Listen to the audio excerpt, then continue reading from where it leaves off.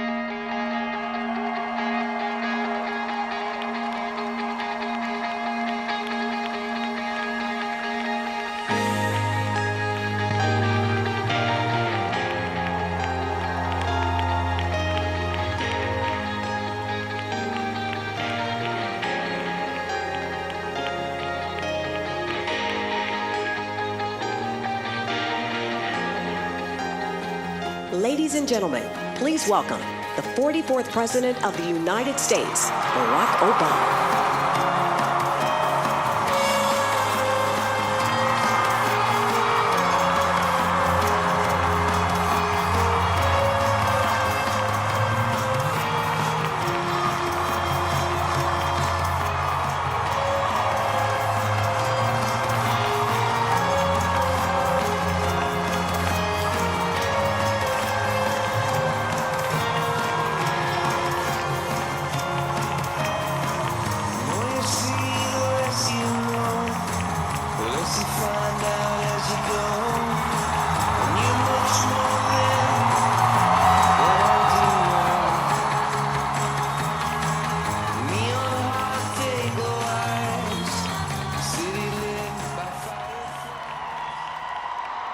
Hello, Chicago.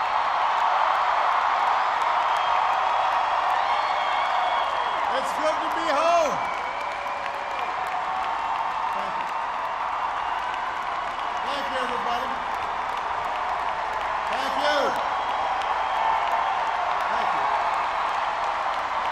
Thank you.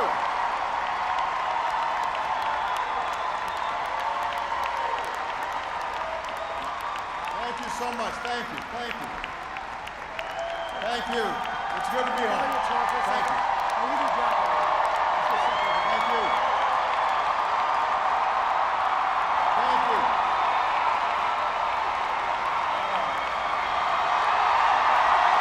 Thank you. Thanks. All right, everybody sit down. We're on live TV here. I gotta move. Come on.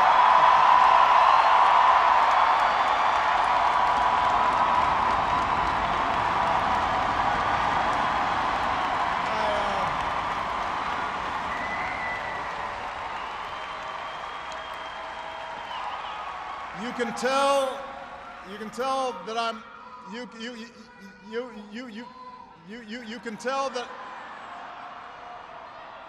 can tell that I'm a lame duck because nobody's following instructions.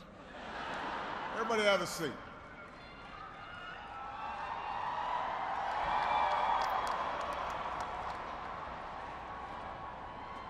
My fellow Americans,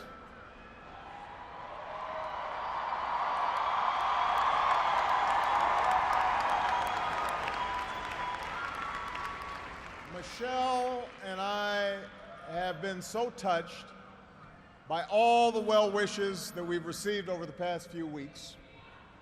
But tonight it's my turn to say thanks. Whether we have seen eye to eye or rarely agreed at all, my conversations with you, the American people, in living rooms and in schools at farms, on factory floors, at diners, and on distant military outposts. Those conversations are what have kept me honest and kept me inspired and kept me going. And every day I have learned from you. You made me a better president, and you made me a better man. So I first came to Chicago when I was in my early 20s, and I was still trying to figure out who I was, still searching for a purpose in my life. And it was a neighborhood not far from here where I began working with church groups in the shadows of closed steel mills. It was on these streets where I witnessed the power of faith and the quiet dignity of working people in the face of struggle and loss. I can't do that.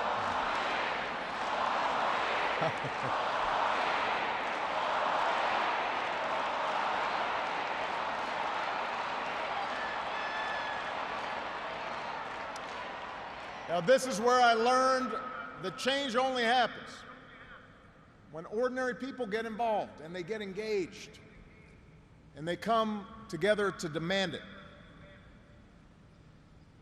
After 8 years as your president, I still believe that. And it's not just my belief. It's the beating heart of our American idea, our bold experiment in self-government. It's the conviction that we are all created equal, endowed by our Creator with certain unalienable rights, among them life, liberty, and the pursuit of happiness. It's the insistence that these rights, while self-evident, have never been self-executing. That we, the people, through the instrument of our democracy, can form a more perfect union. What a radical idea. The great gift that our founders gave to us. The freedom to chase our individual dreams through our sweat and toil and imagination, and the imperative to strive together as well to achieve a common good, a greater good.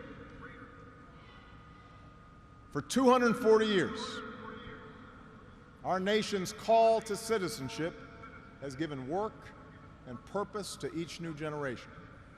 It's what led patriots to choose republic over tyranny, pioneers to trek west, slaves to brave that makeshift railroad to freedom.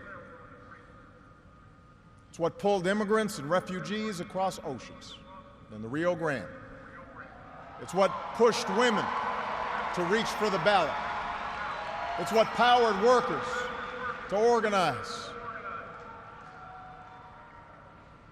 It's why GIs gave their lives at Omaha Beach, in Iwo Jima, Iraq, and Afghanistan. And why men and women from Selma to Stone prepared to give theirs as well. So that's what we mean when we say America's exceptional. Not that our nation's been flawless from the start, but that we have shown the capacity to change and make life better for those who follow. Yes, our progress has been uneven. The work of democracy has always been hard. It's always been contentious. Sometimes it's been bloody. For every 2 steps forward, it often feels we take 1 step back. But the long sweep of America has been defined by forward motion, a constant widening of our founding creed to embrace all, and not just some.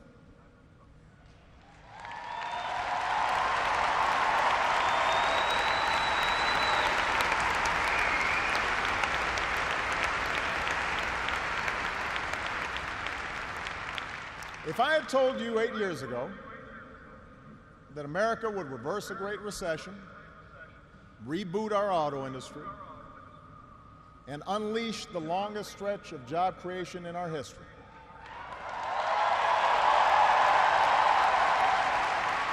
if I had told you that we would open up a new chapter with the Cuban people, shut down Iran's nuclear weapons program without firing a shot, take out the mastermind of 9/11,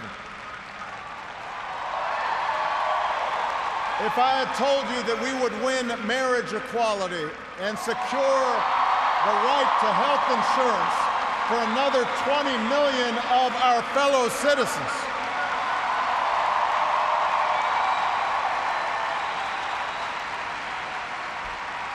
if I had told you all that, you might have said our sights were set a little too high. But that's what we did. That's what you did. You were the change. You answered people's hopes. And because of you, by almost every measure, America is a better, stronger place than it was when we started.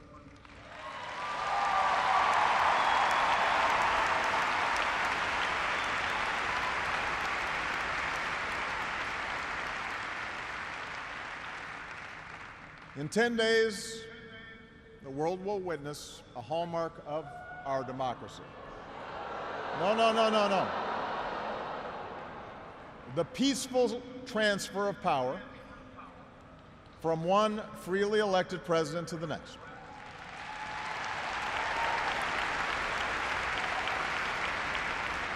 I committed to President-elect Trump that my administration would ensure the smoothest possible transition, just as President Bush did for me. Because it's up to all of us to make sure our government can help us meet the many challenges we still face. We have what we need to do so. We have everything we need to meet those challenges. After all, we remain the wealthiest, most powerful, and most respected nation on earth. Our youth, our drive, our diversity and openness, our boundless capacity for risk and reinvention means that the future should be ours. But that potential will only be realized if our democracy works. Only if our politics better reflects the decency of our people. Only if all of us, regardless of party affiliation or particular interests, help restore the sense of common purpose that we so badly need right now. And that's what I want to focus on tonight: the state of our democracy. Understand, democracy does not require uniformity.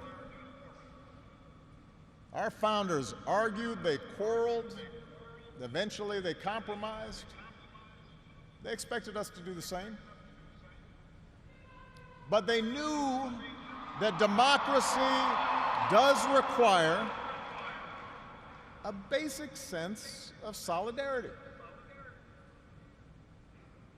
The idea that for all our outward differences, we're all in this together, that we rise or fall as one.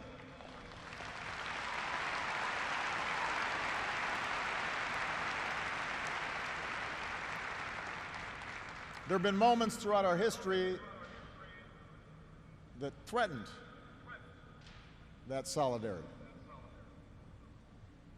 And the beginning of this century has been one of those times. A shrinking world, growing inequality, demographic change, and the specter of terrorism. These forces haven't just tested our security and our prosperity, but are testing our democracy as well. And how we meet these challenges to our democracy will determine our ability to educate our kids and create good jobs and protect our homeland. In other words, it will determine our future. To begin with, our democracy won't work without a sense that everyone has economic opportunity. And the good news is that today the economy is growing again. Wages, incomes, home values, and retirement accounts are all rising again. Poverty is falling again.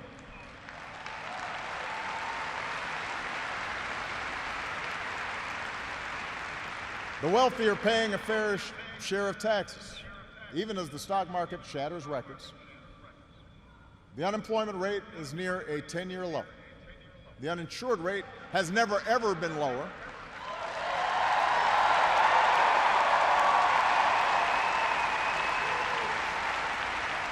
Healthcare costs are rising at the slowest rate in 50 years.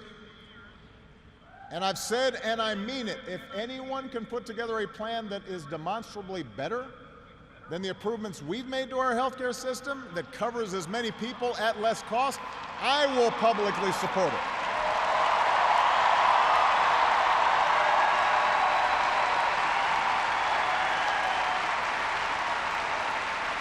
Because that, after all, is why we serve. Not to score points or take credit, but to make people's lives better. But for all the real progress that we've made, we know it's not enough. Our economy doesn't work as well or grow as fast when a few prosper at the expense of a growing middle class and ladders for folks who want to get into the middle class. That's the economic argument, but stark inequality is also corrosive to our democratic idea. While the top 1% has amassed a bigger share of wealth and income, too many of our families in inner cities and in rural counties have been left behind. The laid-off factory worker, the waitress or healthcare worker who's just barely getting by and struggling to pay the bills, convinced that the game is fixed against them, that their government only serves the interests of the powerful. That's a recipe for more cynicism and polarization in our politics. Now, there are no quick fixes to this long-term trend. I agree, our trade should be fair and not just free. But the next wave of economic dislocations won't come from overseas. It will come from the relentless pace of automation that makes a lot of good middle-class jobs obsolete. And so we're going to have to forge a new social compact to guarantee all our kids the education they need, to give workers the power to unionize for better wages, to update the social safety net to reflect the way we live now, and make more reforms to the tax code so corporations and individuals who reap the most from this new economy don't avoid their obligations to the country that's made their very success possible.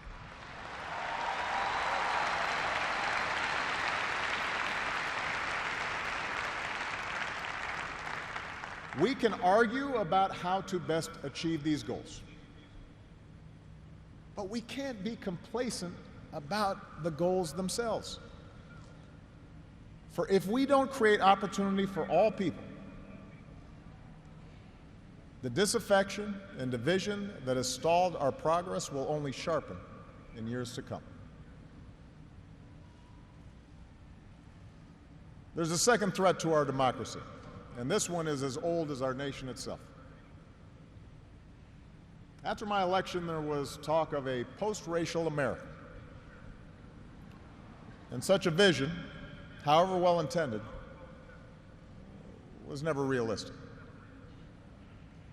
Race remains a potent and often divisive force in our society.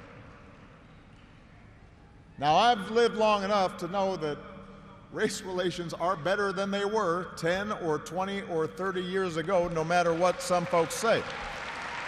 You can see it not just in statistics, You see it in the attitudes of young Americans across the political spectrum. But we're not where we need to be. And all of us have more work to do. If every economic issue is framed as a struggle between a hardworking white middle class and an undeserving minority, then workers of all shades are going to be left fighting for scraps while the wealthy withdraw further into their private enclaves.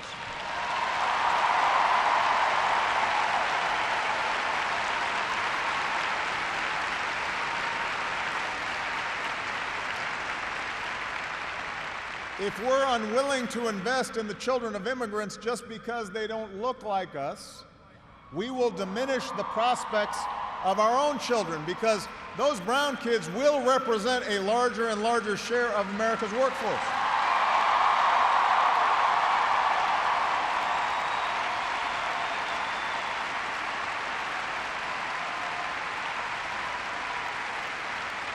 And we have shown that our economy doesn't have to be a zero-sum game.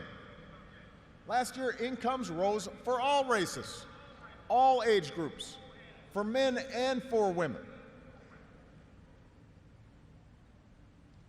So if we're going to be serious about race going forward, we need to uphold laws against discrimination in hiring and in housing and in education and in the criminal justice system.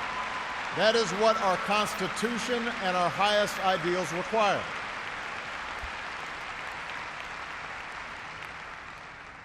But laws alone won't be enough. Hearts must change. They won't change overnight. Social attitudes oftentimes take generations to change. But if our democracy is to work the way it should in this increasingly diverse nation, then each one of us need to try to heed the advice of a great character in American fiction, Atticus Finch, who said, "You never really understand a person until you consider things from his point of view, until you climb into his skin and walk around in it." For blacks and other minority groups, that means tying our own very real struggles for justice to the challenges that a lot of people in this country face.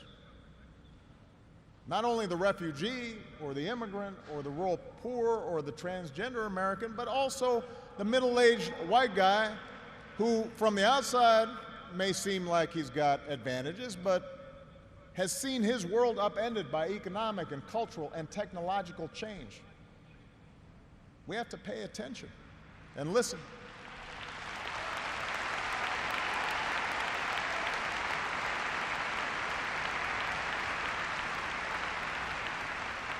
For white Americans, it means acknowledging that the effects of slavery and Jim Crow didn't suddenly vanish in the 60s.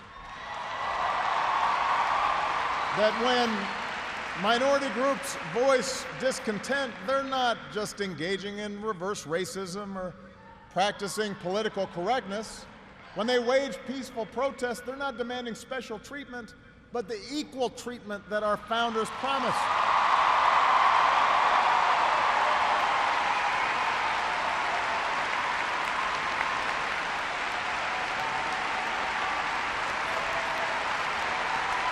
For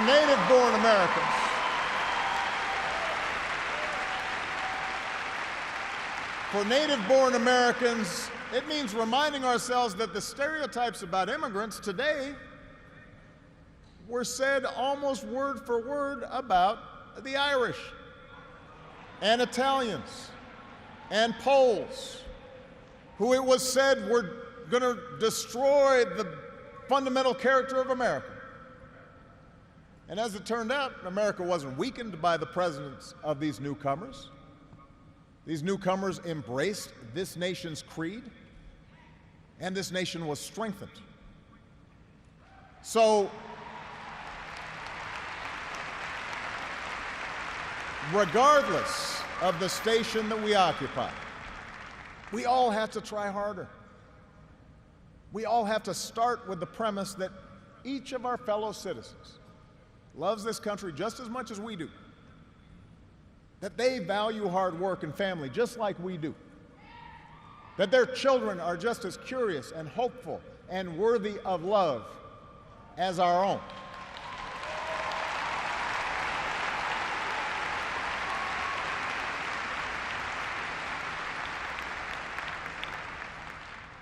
And that's not easy to do. For too many of us, it's become safer to retreat into our own bubbles, whether in our neighborhoods or on college campuses or places of worship, or especially our social media feeds. Surrounded by people who look like us and share the same political outlook and never challenge our assumptions.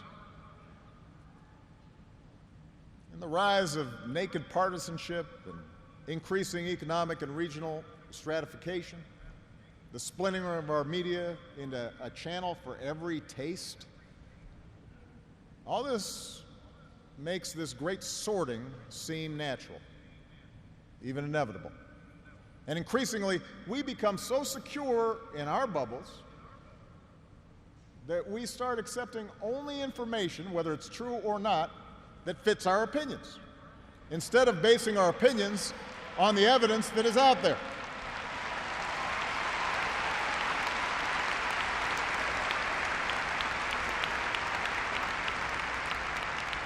And this trend represents a third threat to our democracy. Look, politics is a battle of ideas. That's how our democracy was designed. In the course of a healthy debate, we prioritize different goals and the different means of reaching them. But without some common baseline of facts, without a willingness to admit new information and concede that your opponent might be making a fair point and that science and reason matter, then we're going to keep talking past each other and we'll make common ground and compromise impossible.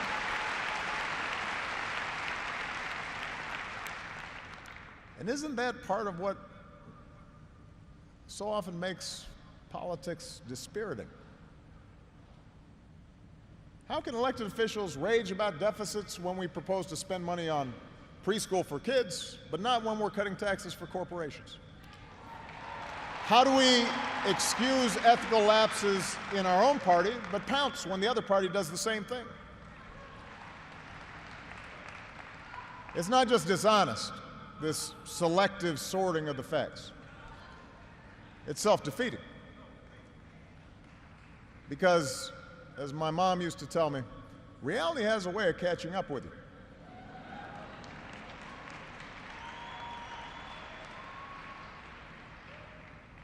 Take the challenge of climate change. In just 8 years, we've halved our dependence on foreign oil. We've doubled our renewable energy. We've led the world to an agreement that has the promise to save this planet.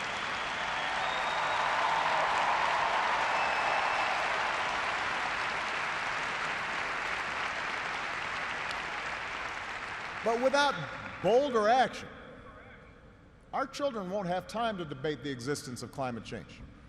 They'll be busy dealing with its effects. More environmental disasters, more economic disruptions, waves of climate refugees seeking sanctuary. Now, we can and should argue about the best approach to solve the problem. But to simply deny the problem not only betrays future generations, it betrays the essential spirit of this country, the essential spirit of innovation and practical problem solving that guided our founders.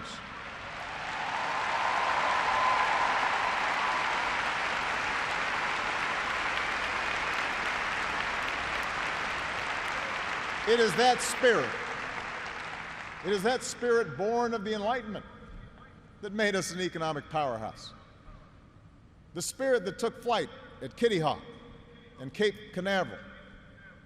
The spirit that cures disease and put a computer in every pocket. It's that spirit, a faith in reason and enterprise, and the primacy of right over might that allowed us to resist the lure of fascism and tyranny during the Great Depression, that allowed us to build a post-World War II order with other democracies, an order based not just on military power or national affiliations, but built on principles: the rule of law, human rights, freedom of religion and speech and assembly, and an independent press.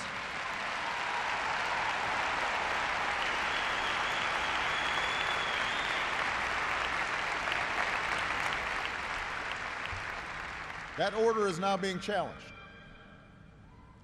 First, by violent fanatics who claim to speak for Islam. More recently, by autocrats in foreign capitals who see free markets and open democracies and civil society itself as a threat to their power. The peril each poses to our democracy is more far-reaching than a car bomb or a missile.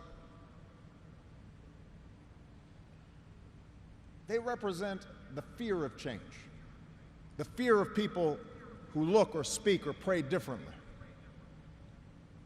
a contempt for the rule of law that holds leaders accountable, an intolerance of dissent and free thought,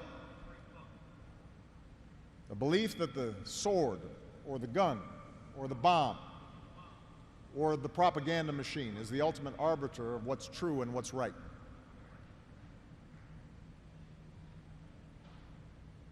Because of the extraordinary courage of our men and women in uniform, because of our intelligence officers and law enforcement and diplomats who support our troops, no foreign terrorist organization has successfully planned and executed an attack on our homeland these past 8 years. And although Boston and Orlando and San Bernardino and Fort Hood remind us of how dangerous radicalization can be, our law enforcement agencies are more effective and vigilant than ever. We have taken out tens of thousands of terrorists, including bin Laden.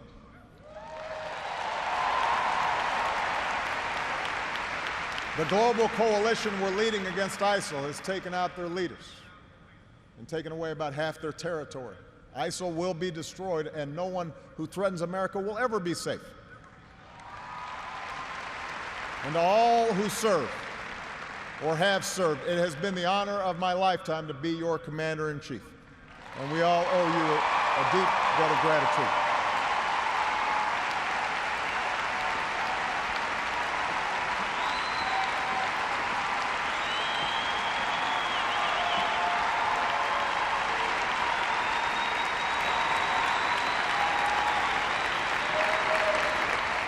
But protecting our way of life, that's not just the job of our military. Democracy can buckle when it gives in to fear. So just as we, as citizens, must remain vigilant against external aggression, we must guard against a weakening of the values that make us who we are. And that's why for the past 8 years, I've worked to put the fight against terrorism on a firmer legal footing. That's why we've ended torture, worked to close Gitmo, reformed our laws governing surveillance to protect privacy and civil liberties. That's why I reject discrimination against Muslim Americans, who are just as patriotic as we are.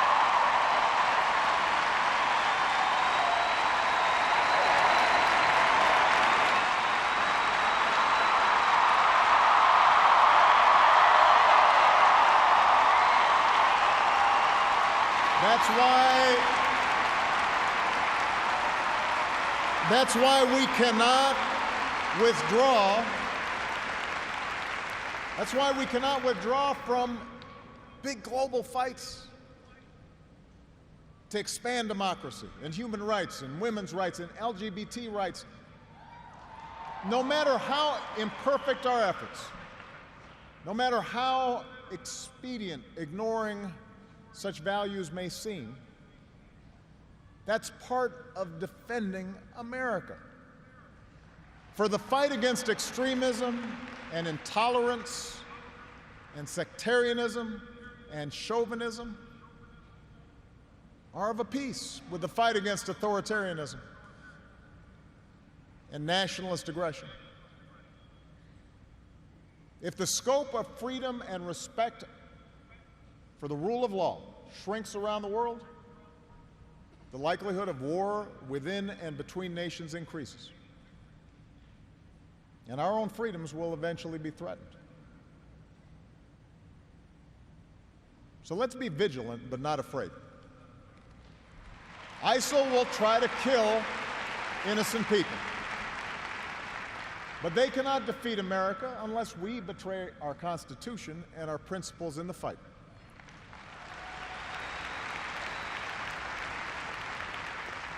Rivals like Russia or China cannot match our influence around the world unless we give up what we stand for and turn ourselves into just another big country that bullies smaller neighbors.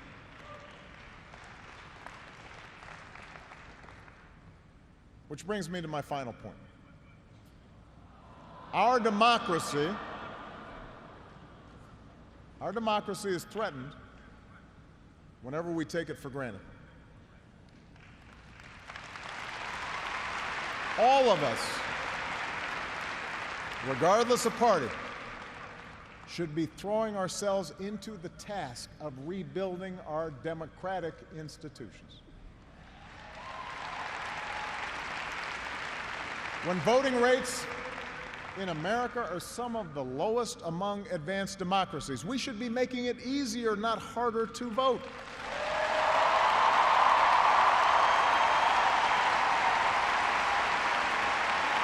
When trust in our institutions is low,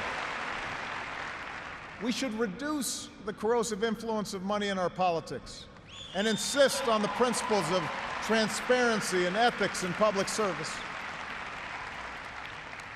When Congress is dysfunctional, we should draw our congressional districts to encourage politicians to cater to common sense and not rigid extremes.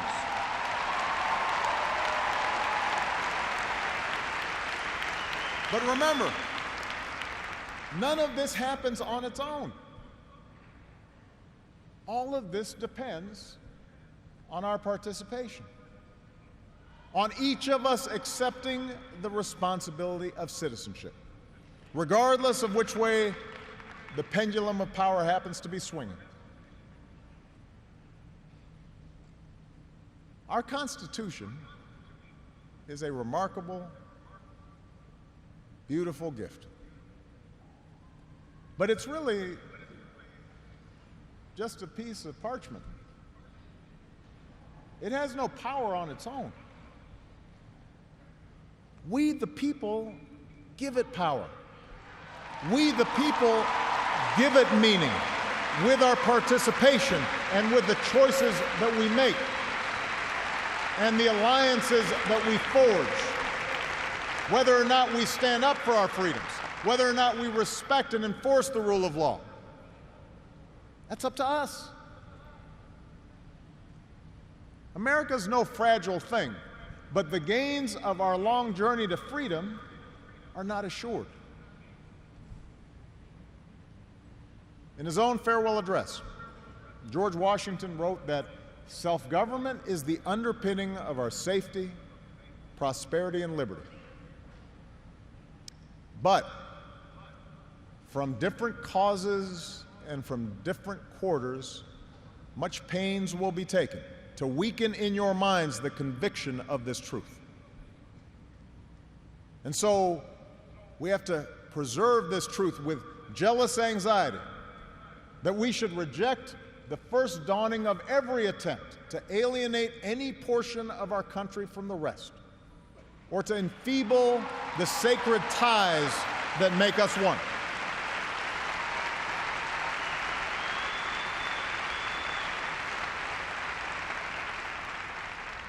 America, we weaken those ties when we allow our political dialogue to become so corrosive that people of good character aren't even willing to enter into public service.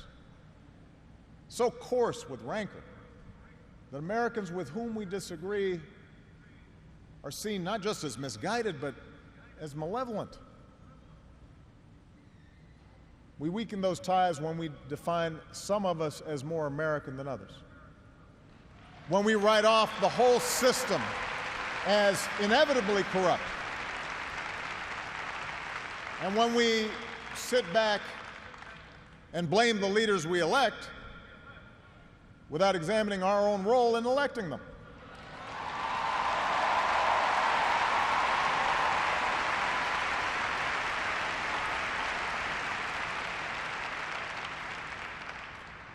It falls to each of us to be those anxious, jealous guardians of our democracy, to embrace the joyous task we've been given, to continually try to improve this great nation of ours. Because for all our outward differences, we in fact all share the same proud title, the most important office in a democracy: citizen. Citizen.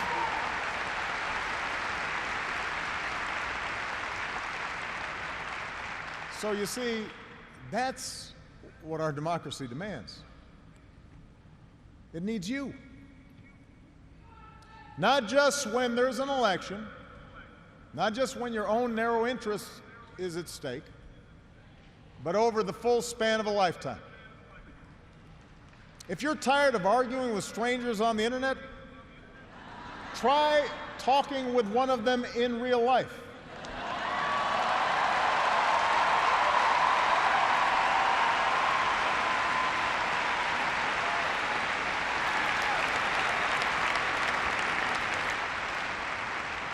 If something needs fixing, then lace up your shoes and do some organizing. If you're disappointed by your elected officials, grab a clipboard, get some signatures, and run for office yourself.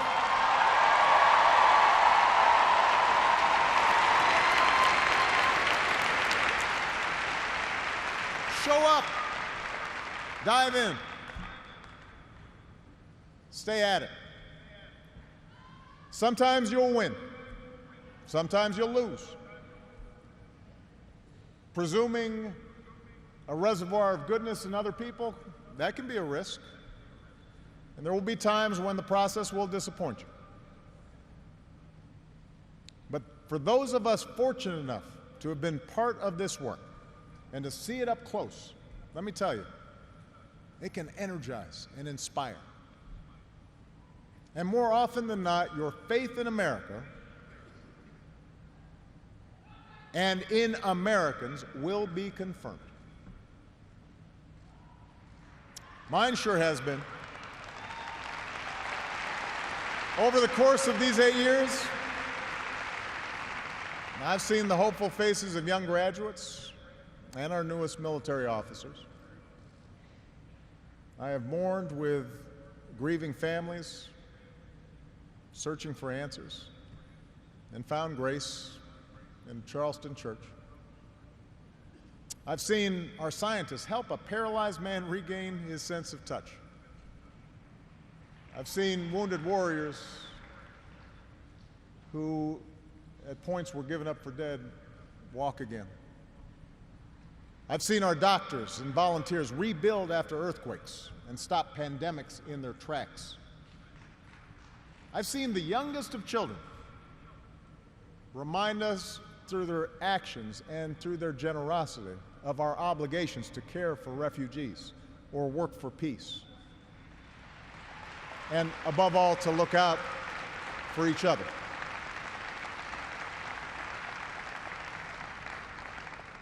So that faith that I placed all those years ago, not far from here, in the power of ordinary Americans to bring about change, That faith has been rewarded in ways I could not have possibly imagined. And I hope your faith has too. Some of you here tonight or watching at home, you were there with us in 2004, in 2008, 2012.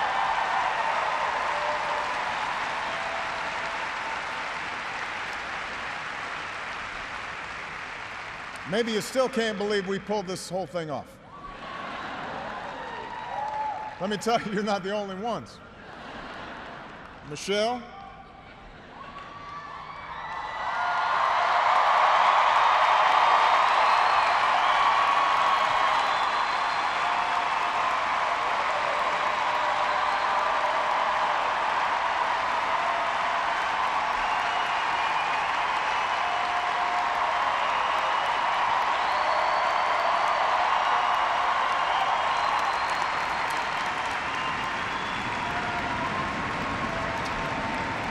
Michelle LaVaughn Robinson, girl of the South Side.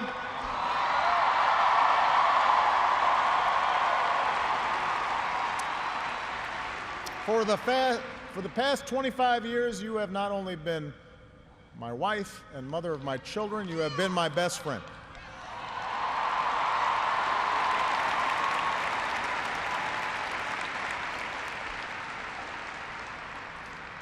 You took on a role you didn't ask for, and you made it your own, with grace and with grit and with style and good humor.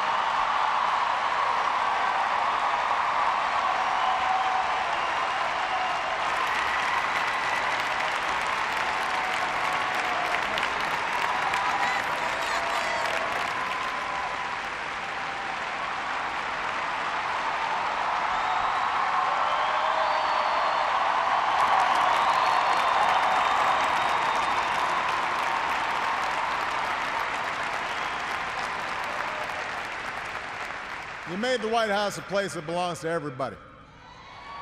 And a new generation sets its sights higher because it has you as a role model. So you have made me proud, and you have made the country proud.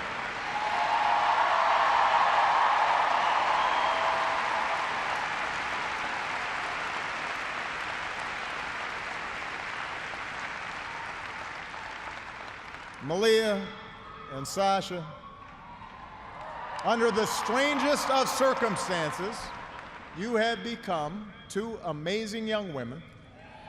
You are smart and you are beautiful, but more importantly, you are kind and you are thoughtful and you are full of passion. And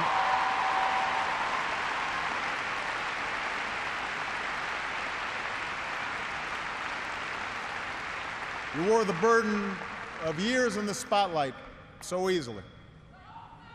Of all that I have done in my life, I am most proud to be your dad.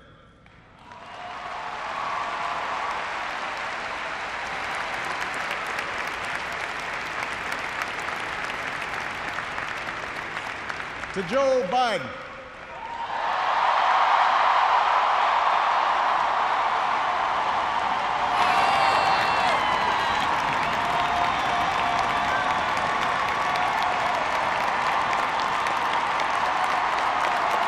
the scrappy kid from Scranton, who became Delaware's favorite son. You were the first decision I made as a nominee, and it was the best. Not just because you have been a great vice president, but because in the bargain I gained a brother.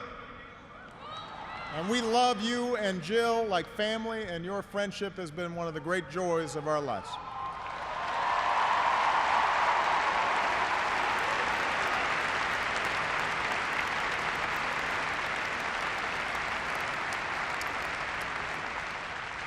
To my remarkable staff, for 8 years, and for some of you a whole lot more, I have drawn from your energy. And every day I try to reflect back what you displayed: heart and character and idealism. I've watched you grow up, get married, have kids, start incredible new journeys of your own. Even when times got tough and frustrating, you never let Washington get the better of you. You guarded against cynicism. And the only thing that makes me prouder than all the good that we've done is the thought of all the amazing things that you are going to achieve from here.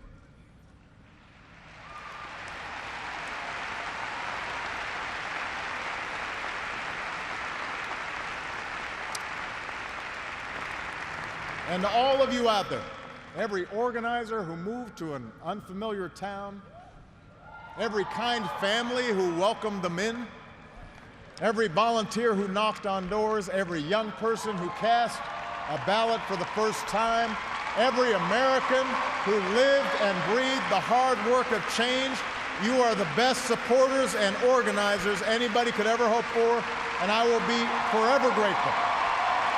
Because you did change the world. You did. And that's why I leave this stage tonight even more optimistic about this country than when we started. Because I know our work has not only helped so many Americans, it has inspired so many Americans, especially so many young people out there, to believe that you can make a difference, to hitch your wagon to something bigger than yourselves. Let me tell you, this generation coming up, unselfish, altruistic, creative, patriotic, I've seen you in every corner of the country. You believe in a fair and just and inclusive America. You know that constant change has been America's hallmark, that it's not something to fear, but something to embrace. You are willing to carry this hard work of democracy forward. You'll soon outnumber all of us, and I believe as a result, the future is in good hands.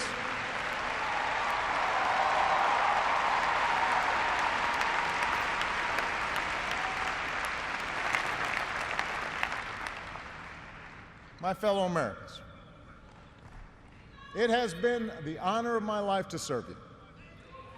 I won't stop. In fact, I will be right there with you as a citizen for all my remaining days.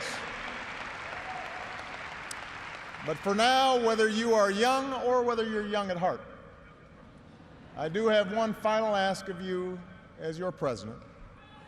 The same thing I asked when you took a chance on me 8 years ago.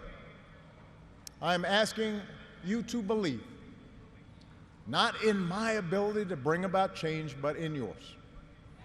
I'm asking you to hold fast to that faith written into our founding documents, that idea whispered by slaves and abolitionists, that spirit sung by immigrants and homesteaders and those who marched for justice, that creed reaffirmed by those who planted flags from foreign battlefields to the surface of the moon, a creed at the core of every American whose story is not yet written. Yes, we can. Yes, we did. Yes, we can. Thank you. God bless you. May God continue to bless the United States of America. Thank you.